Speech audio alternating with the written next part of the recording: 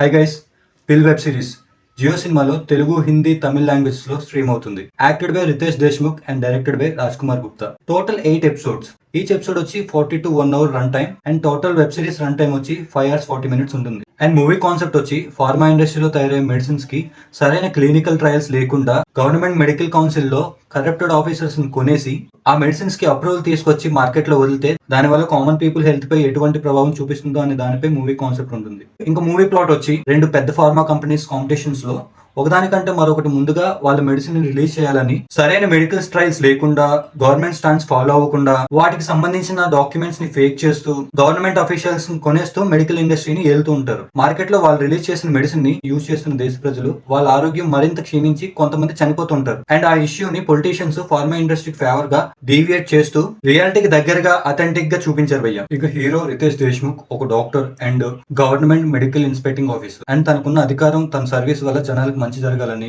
And ఈ harmful drugs నుంచి జనాల్ని కాపాడాలని, ఇంకా హీరో అండ్ హీస్ టీమ్ తన పై ఉండే కరప్టెడ్ ఆఫీసర్స్ ని ఎదుర్కొంటూ ఈ మెడికల్ మాఫియాని ఎలా ఎదుర్కొన్నాడు, ఎలా ఎక్స్పోజ్ చేశాడు, ఎలా క్లోజ్ చేయించాడు అనే దానిపైనే మొత్తం స్టోరీ ఉంటుంది. ఇంకా ఫస్ట్ ఎపిసోడ్ కి వస్తే క్యారెక్టర్స్ ని ఇంట్రొడ్యూస్ చేయడానికి, స్టోరీని ఎస్టాబ్లిష్ చేయడానికి అయిపోతుంది. అండ్ సెకండ్, థర్డ్ ఎపిసోడ్స్ లో ఫ్యామిలీ డ్రామా, ఫార్మాసిటికల్స్ కంపెనీలో జరిగే యాక్టివిటీస్, వాళ్ళ ప్లాన్స్ అండ్ హీరో వాటిని ఎలా అడ్రస్ చేస్తున్నాడు అనే దానిపై చూపిస్తాడు. ఇంక సిరీస్ లో 4th ఎపిసోడ్స్ నుంచి చాలా ఇంట్రెస్టింగ్ అనిపిస్తుంది. Court drama and case results లో వచ్చే టర్నింగ్ పాయింట్స్, మళ్ళీ వాటి కోసం హీరో అండ్ హిస్ టీమ్ కొత్త ప్రయత్నాలు చేస్తూ ఫైనల్ గా ఎలా సక్సెస్ అయ్యాడు అనే దాన్ని, వాటి కోసం మళ్ళీ వీళ్ళు కొత్త ప్రయత్నాలు చేసి ఫైనల్ గా కేసు సక్సెస్ అవడం అనేది సిరీస్ లో ఒక సాటిస్ఫైడ్ ఫీలింగ్ ని మనకు తీసుకొస్తుంది. అండ్ ఈ సిరీస్ లో హీరో అండ్ రిమైనింగ్ వాళ్ళ పర్ఫార్మెన్స్ లు చాలా నేచురల్ గా అనిపిస్తుంది. మేకింగ్ అండ్ స్క్రీన్ ప్లే చాలా క్లియర్ గా ఉంటుంది. ఇంకా ఈ సిరీస్ లో కొంతమంది సిన్సియర్ ఆఫీసర్స్ లాస్ట్ లో ఎలా అవినీతికి తల ఉంచుతారు, దానికి వాళ్ళకు ఉండే ఫ్యామిలీ అవసరాలు ఎలా తోడ్పడతాయి, అండ్ అదర్ సైడ్ హీరో లాంటి సిన్సియర్ ఆఫీసర్స్ ఎంత మంచి పొజిషన్ లో ఉన్నా వాళ్ళ సంపాదన అండ్ వాళ్ళ ఫ్యామిలీ లైఫ్ స్టైల్లో ఎంత తక్కువగా ఉంటుంది అన్నది క్లియర్ గా చూపిస్తారు. అయినా హీరో ఎక్కడా తగ్గడు, ఎక్కడ అవినీతికి తల వంచడు. అండ్ ఈ సిరీస్ మైనస్ పాయింట్స్ వస్తే